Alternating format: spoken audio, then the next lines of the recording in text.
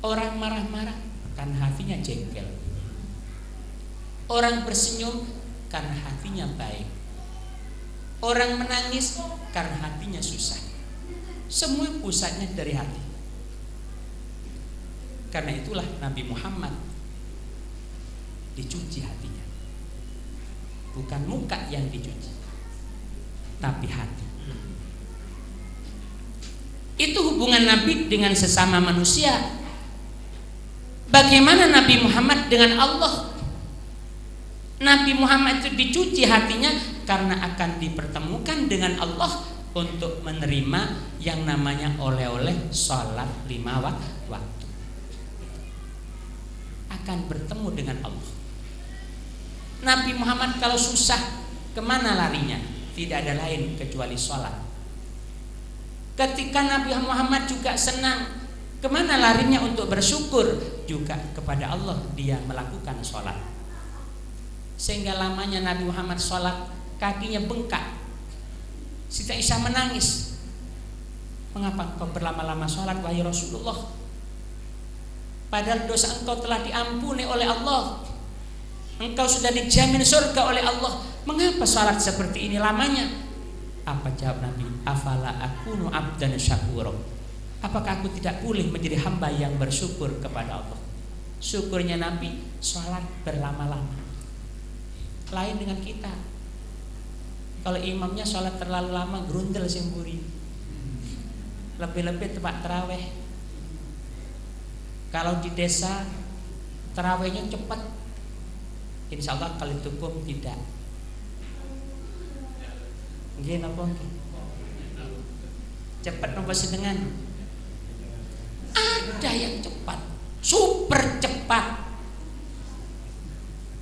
Bukan hanya cepat, seperti kereta Jepang supersonik, wanter 1000 kilo hanya ditempuh 1,5 jam di Jepang.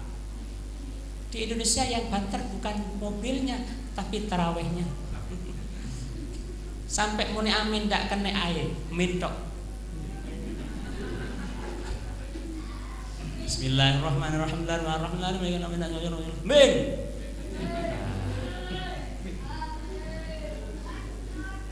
Wonten apa boten wonten? Datang mriki mundur sing pundi Ustaz? Sing amin apa sing amin? Tapi ojo alon-alon. Lek kecepetan saken sing tuwek. Diolah kabeh. Pemanen sing kena asam urat. Menggos Pak. Tapi ojo alon-alon nemen saken sing nom-noman. Traweh suwe. Bismillahirrahmanirrahim. Alhamdulillahi rabbil alamin. Ar-Rahmanir-Rahim. Maliki yaumiddin. Iyyaka na'budu wa iyyaka nasta'in.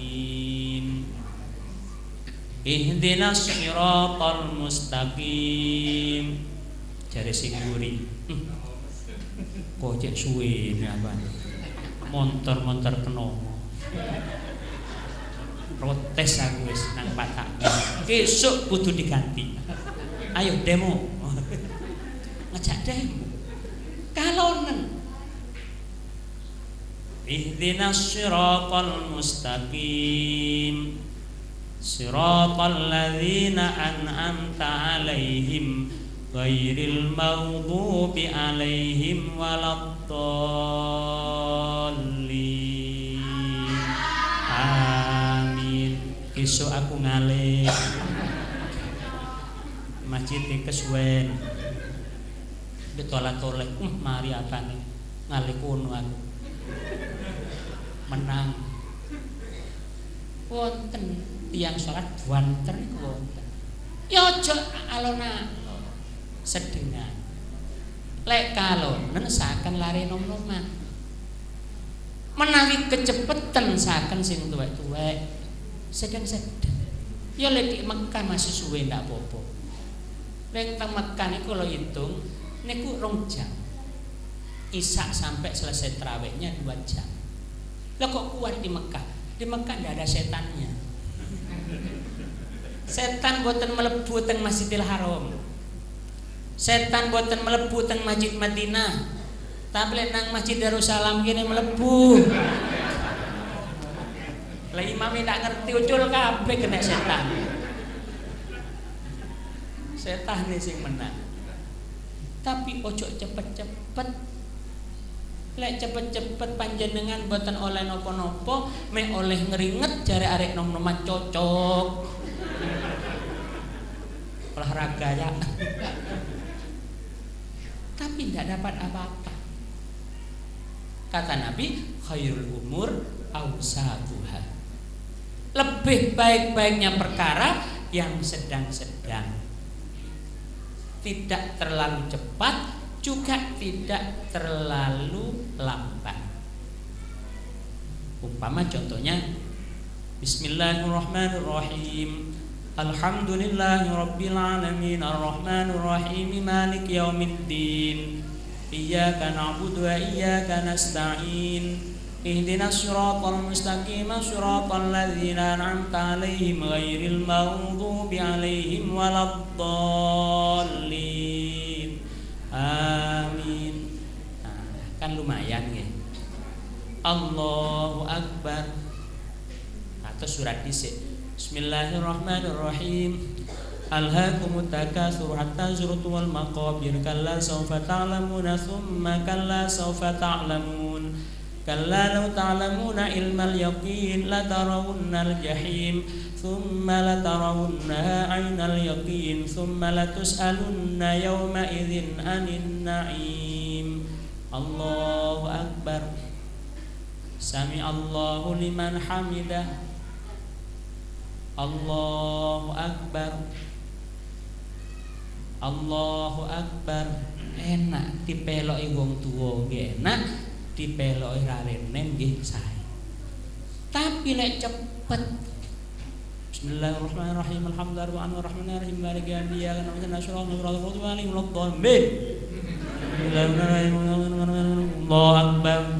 Allahu Akbar. Allahu Akbar. Allahu Akbar. Allahu Akbar. Cocok. Allahu Akbar. Bismillahirrahmanirrahim. Cocok. Dan perlu juga dipahami antara salat tarawih dengan witir sama.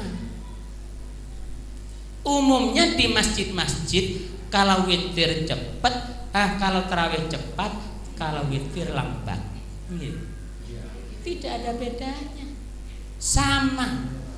Tidak ada istilah tarawih cepat, witir lambat.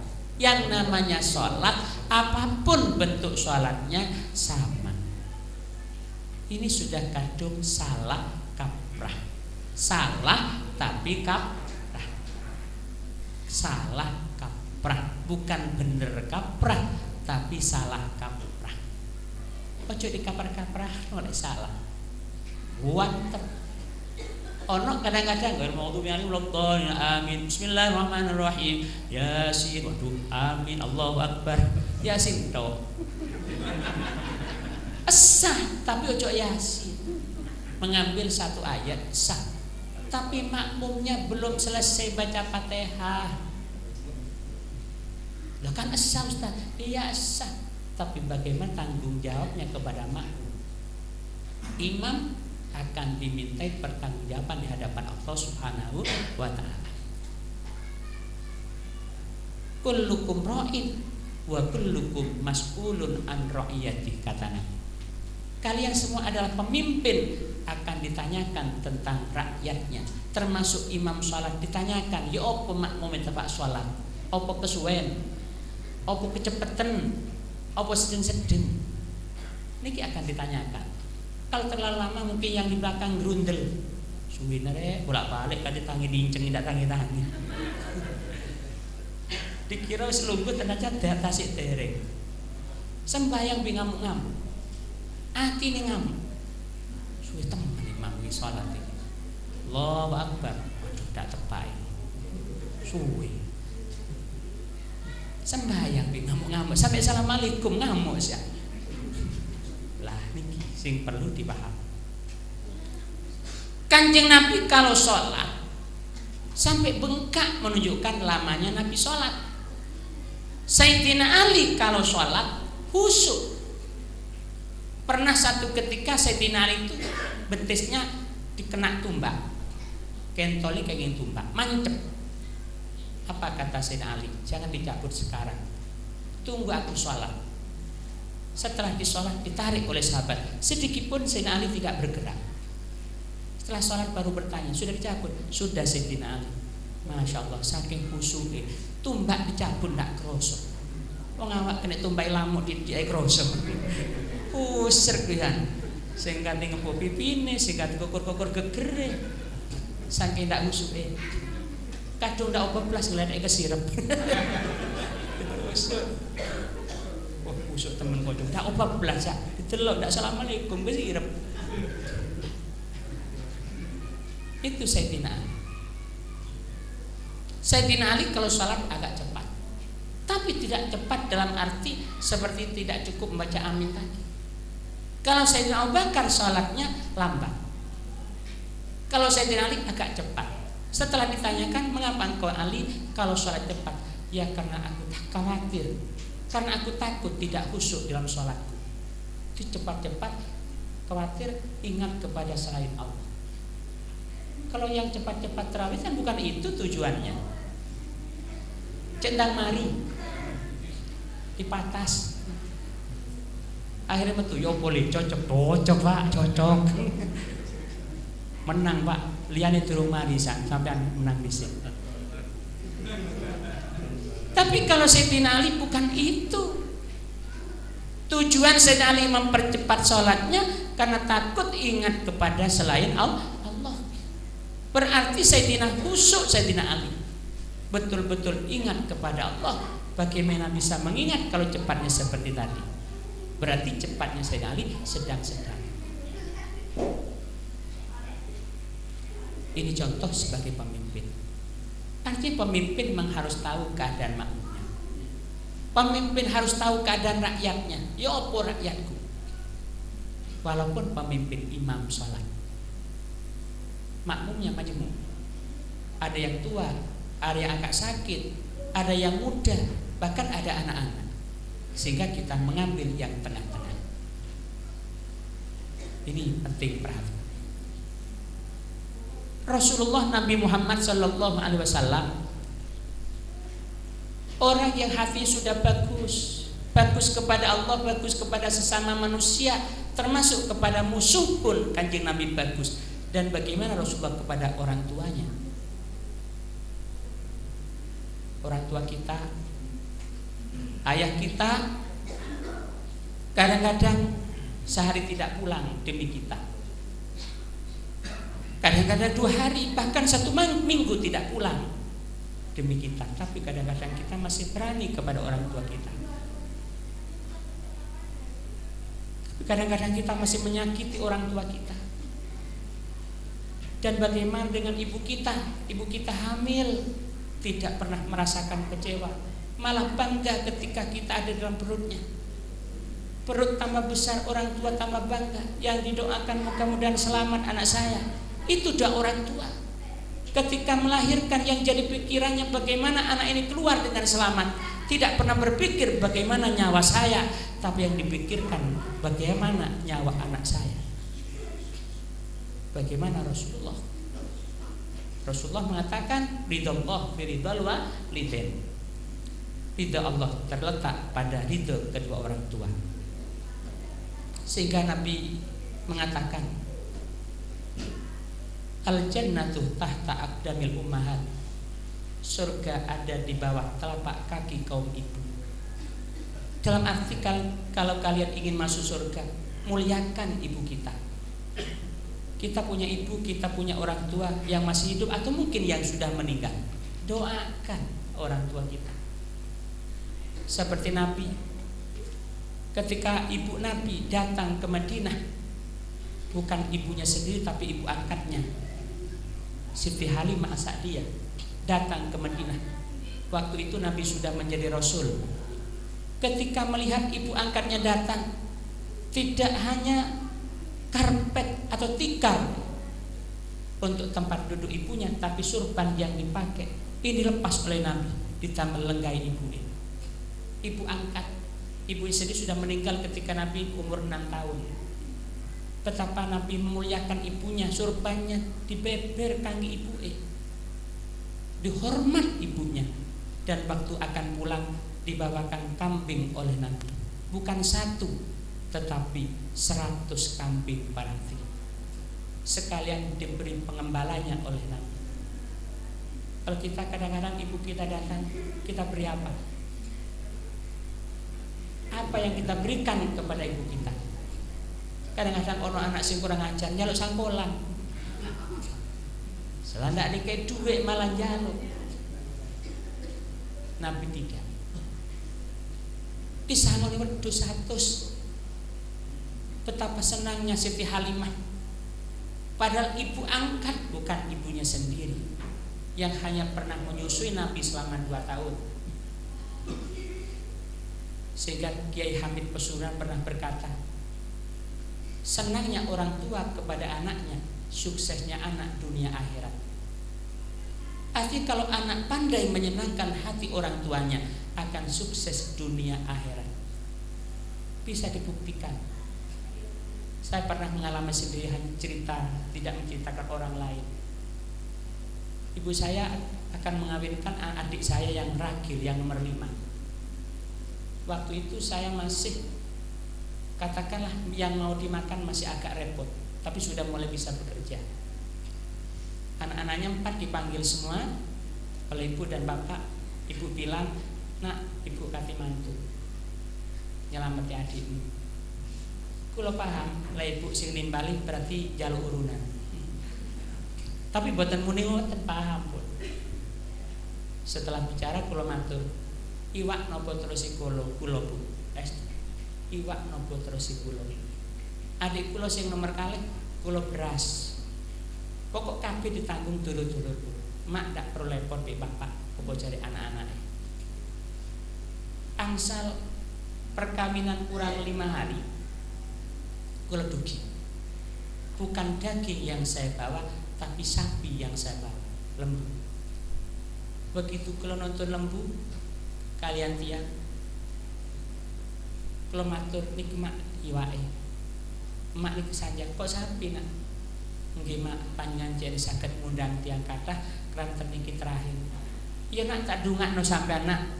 Muga-muga sampean mulya nak ketekan hajate, hasil hajat sampean tak dongakno iso haji nak. Terus mak kali mulang mak. Boleh diputani sampean. Kulo amin, melok nangis kulo. Pas dari 3 tahun saya membantu mak sapi 3 tahun persis. Saya hadir lagi setiap sebulan, saya datang kepada mak saya, ibu saya, bapak saya. Setelah 3 tahun saya datang dengan istri saya dan adik saya yang dikawinkan bersama suaminya, 4 orang. Matur kepada bapak dan ibu, mak kula badhe haji. Kali istri kula niki adik kali sing jalur badhe haji. Mak niku takon maten kula, nak temenan ta nak? Nggih mak, temenan nggih. Ndak utang kok nak, mboten. Iya nak dungane emak sing pian ketrima karo Gusti Allah. Muga-muga haji nih. Masya Allah. Kula yakin lek wong tua donga mesti ketrima dungane. Tapi sak wali elek wong tua niku nyabda nang anak, ndak selamat kok nak. Boten selamat temenan para hati. Akan dadi anak sing pinter ngapik atine wong tua.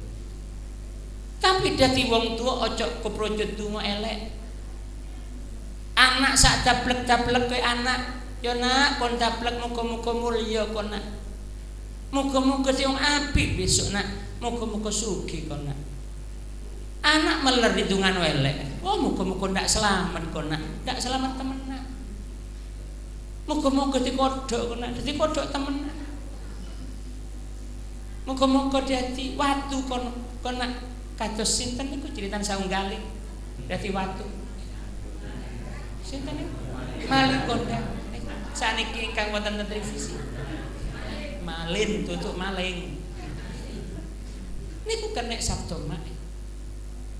Itu bukan cerita, tapi dawuh Nabi, ridallah fi ridal walidain wa suhtullah fi suhtil walidain. Ridha Allah tergantung ridhonya kedua orang tua, dan murka Allah tergantung murka kedua orang tua. Harus pintar. Umpama anak wedok rotok dablek, kok anak wedok melernak, kok dablek temenan. Mak ibu nangis-nangis, moga-moga kon masih melekok ini besok dikawin dokter nak. Lumayan. Disuntik ke bentino. Sing apik itu. Tapi anak ojo sampai ngelama kuatir keperucut boten sae kala wae. Kuatir keperucut boten sae. Ono ceritane. Wonten lare mulai cilik yatim. Bapaknya meninggal dunia. SD bapak sudah meninggal. Sampai SMP niki ingkang biayai ibu kali anak itu sendiri. Setiap mau berangkat sekolah dibekani es, dibekani nopo kerupuk, dibekani kacang, dikentol nang konco-koncone. Dolenak nang kanca-kancamu cek kena digawe saku. Itu dilakukan sampai SD lulus, sampai SMP lulus. Waktu SMA dianya mendapatkan beasiswa. Sampai akhirnya sekolah teng YAIN Surabaya jadi dosen. Pinter arek. Krana saking pintere arek pek mantu tiang sugih. Orang kaya. Tapi anak ini mulai kecil tidak pernah mengenyam pendidikan agama. Boten nate disalap teng musala, tidak pernah dimasukkan ke masjid, dadi pikir tidak pernah. Hanya sekolah umum sampai perguruan tinggi. Satu ketika diambil menantu oleh orang kaya. Saking sugih wong sing apik mantu. Ditukono omah seharga 1,5 miliar. Waktu zaman itu. Sekarang sudah 37 tahun. 1,5 miliar zaman itu. Kalau sekarang mungkin sudah 7 miliar. Saking sugih tiang. Motor dibelikan yang seharga 150 juta zaman itu. Ya sakniki ya mungkin sudah 2 miliar. Satu ketika ibunya ingin datang ke rumahnya. Kalau mobilnya sudah sering dibawa ke rumahnya di Pacitan. Tapi ibu ini tidak pernah tahu seperti apa rumahnya yang seharga 1,5 miliar. Tidak pernah tahu. Hanya ibu ingin tahu di Surabaya. Berangkat sendirian naik mobil ngecer. Nyampe teng Surabaya tepak beduk. Anak yang sudah menjadi dosen kebetulan tidur istirahat hari Ahad, hari Minggu. Oleh pembantunya, ibu yang dari desa ini tidak dimasukkan. Ditunggu teng teras. Padahal ibu ini sudah bilang, aku mak enak. Oh ndak kira mosok dosen duwe mak potongane kok sampean. Ndak ngenek potongan mak. Tuwek sandale ndak podo. Untung ndak saiki. Lah saiki masih ndak podo. Gaul. Sandal selingkuh. Ternyata ibu dosen lebih gaul dulu. Boten dilepuk. Setelah sekitar jam 2 anak keluar. Begitu keluar melihat ibunya datang, terkejut si anak. Masya Allah kok sampean mak? Iya nak, mak kemin weruh rumah sampean. Oke mak, muka mak mlebet mak seneng anak. Cuma emak ini punya kebiasaan nyusur, nginang, semerap nginang, nyusur, baku dikenya-kenyani, lek wis acur dilepehno, boom. Niku mak, panjenengan kuno piye? Saben mari nyusur itu kata dilepehno teng keramike sing regane 1,5 miliar niku. Kalau blak balik cerot-cerot abang kabeh keramik. anak mulai metu mangkele, mak aku seneng sampean teko. Tapi lek sampean cacro terus koyo ngene iki, dadi opo mak? Mestine kan dipadosaken ebat, diparingi pasir. Niku boten dalu emake boten ditilemaken teng kamar. Ditilemaken teng garasine montor. Dikelompokna kali motor sing 150 juta zaman niku. Nangis emake sewengi-wengi nangis nelongso mergo rumangsa diino kali anak. Berarti anak luwih eman nang omahe timbang nang mae. Bengi-bengi padi subuh ucul mae. Wangsul ngambul. Nangis mak. Di dalan kalian pula. Akhir mantun subuh isuk ditingali kali anake, ternyata mae boten wonten kaget. Loh nang ndi makku? Dibatos teng jeding boten wonten teng wingking boten wonten. Akhiripun uber metu montor kepanggih tebing pun. Mak nasi nangis ya. Mak tasik mular. Langsung mandek si anak. Mak monggo mak numpak motor mak. Ndak, mak ndak motor-motoran wis. Diparingi dhuwit boten purun. Emak ndarep dhuwit sampean. Emak ndarep nang sampean. Emak nelongso. Niki wong tua kandungan pun. Sinten boten nelongso. Umpai panjenengan rawuh teng dalem anak. Kali yugane boten dipinarakaken diturukno di kandang. Masih kandange motor. Akhirnya anak niki mulih, wong tua mulih dikek dhuwit ndak arep, dikek napa-napa boten arep. Nyampe teng griya anak surin dilalah omah sing sak monten apike niku bocor. Atus tukang boten mangke terpaksa minggah kiamat. Tutuk mendukur dilalah kersane Gusti Allah sareng kalian bledek kenek sambar bledek sing anak niki. Mati sak menika niki lho Allah pun kadung duka. Niki cipta nyata. Maka niki kelena wong tua sing pinter masih disenene ya apa wis. Dungakno wong tua terus Gusti Kanjeng Nabi mantarokan doa liwalidayhi yang qati'u anhur rizqu. Siapa yang lupa mendoakan kedua orang tuanya akan putus rezekinya. Putus rezekinya. Orang tua yang masih hidup atau orang tua yang meninggal, doakan. Ampunilah ya Allah orang tua saya, ya Allah kasihanilah ya Allah. Terserah panjenengan. Insyaallah rezekinya akan ikut lancar kata Nabi Muhammad sallallahu alaihi wasallam. Yang terakhir para hadirin, pesan saya yang terakhir nanti kalau ada yang paling terakhir tidak apa-apa. Ketika Nabi Muhammad akan meninggal, ini pemimpin yang betul-betul hebat. Ketika Kanjeng Nabi akan meninggal, Nabi mengumpulkan umatnya. Ini contoh bagi kita.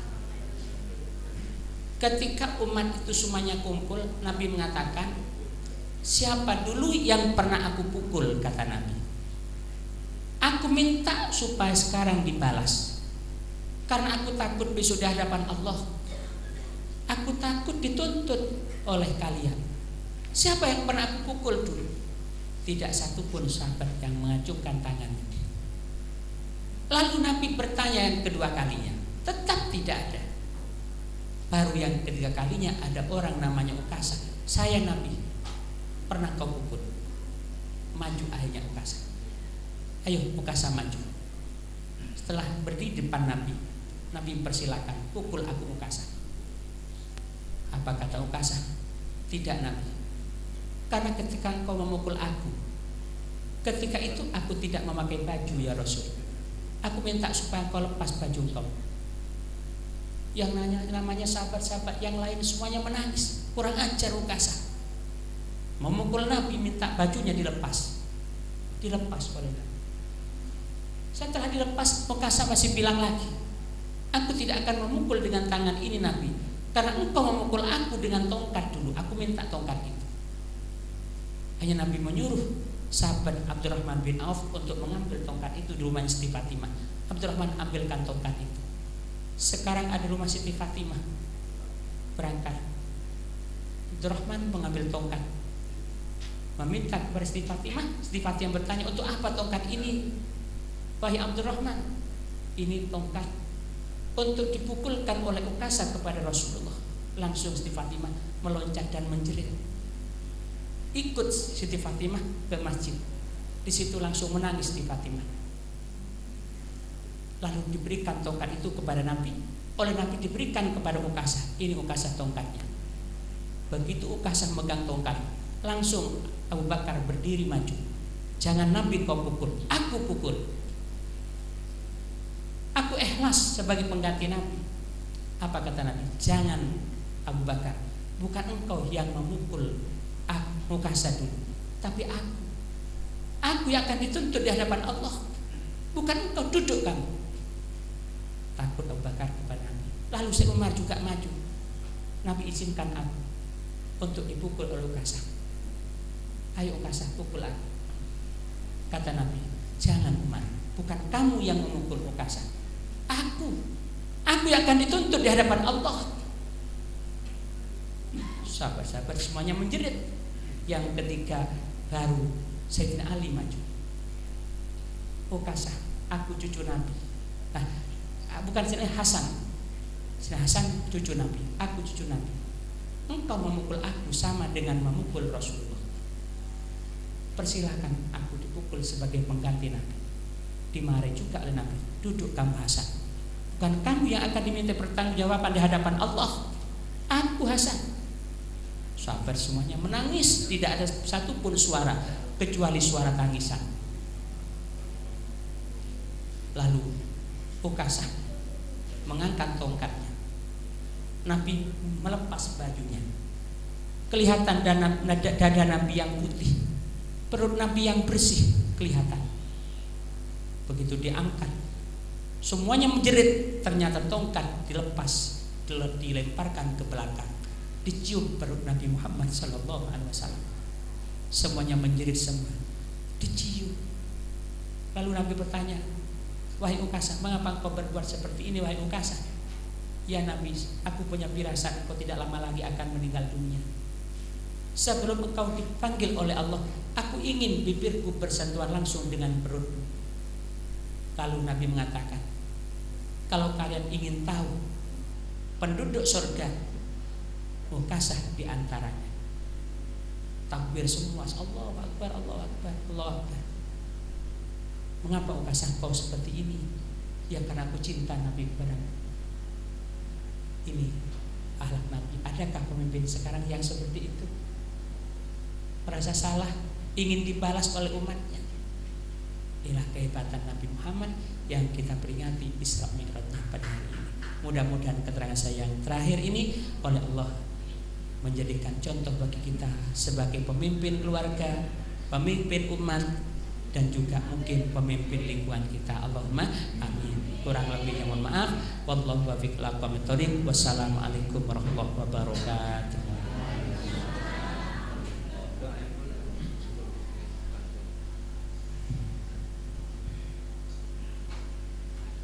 Bismillahirrahmanirrahim. Wa ala alihi wa sahbihi rabbil alamin. Rabbana la tuzigh qulubana ba'da idh hadaytana wa hab lana min ladunka rahmah innaka antal wahhab. Allahumma alif baina qulubina wasli dzata bainina wahdina subulas salam wa najjina minadh dhulumati ilan nur wa jannibnal fawahisha ma dhahara minha wa ma batan wa barik lana fi asma'ina wa absarina wa qulubina wa abdanina wa auladina wa banatina wa azwajina wa tub alaina innaka antat tawwabur rahim waj'alna syakirin li nikmatika muslimin wa qabiliha timalina warzuqna husnal khitam wa tula fi daris salam al imani wal islam bi fadli ya dzal jalali wal ikram aminna ala dinil islam. Rabbana atina fid dunya hasanatan wa fil akhirati hasanatan wa qina adzabannar adkhilnal jannata ma'al abrar ya aziz ya ghaffar ya rabbal alamin. Wa sallallahu ala sayyidina Muhammadin wa ala alihi wa sallam walhamdulillahi rabbil alamin. Bismillahil Fatihah.